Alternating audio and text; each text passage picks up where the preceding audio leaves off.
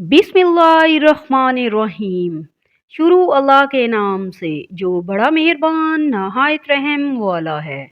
हजरत अनस बिन मालिक रजी अल्लाह अन्हो से रवायत है, कहा, मुझे तुम्हारे सामने ज्यादा अहदीस बयान करने से ये बात रोकती है कि रसूल सल्लल्लाहु अलैहि वसल्लम ने फरमाया था, जिसने आमदन मुझ पर झूठ बोला वो आग में अपना ठिकाना बना ले।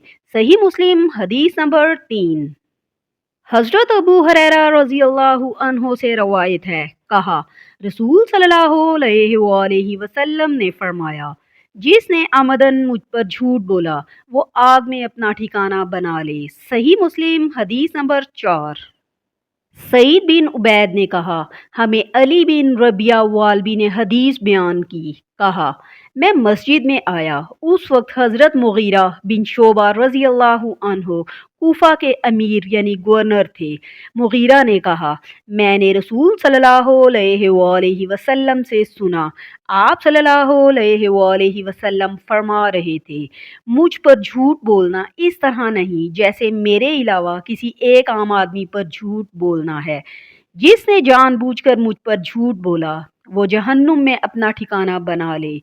सही मुस्लिम हदीस नंबर 5। अल्लाह पाक हमें इन प्यारी अहादीस पर अमल करने की तौफीक अता फरमाए, आमीन। अगर आप हदीस सुनना पसंद करते हैं तो चैनल को सब्सक्राइब कर लें। जज़ाकल्लाह, शुक्रिया।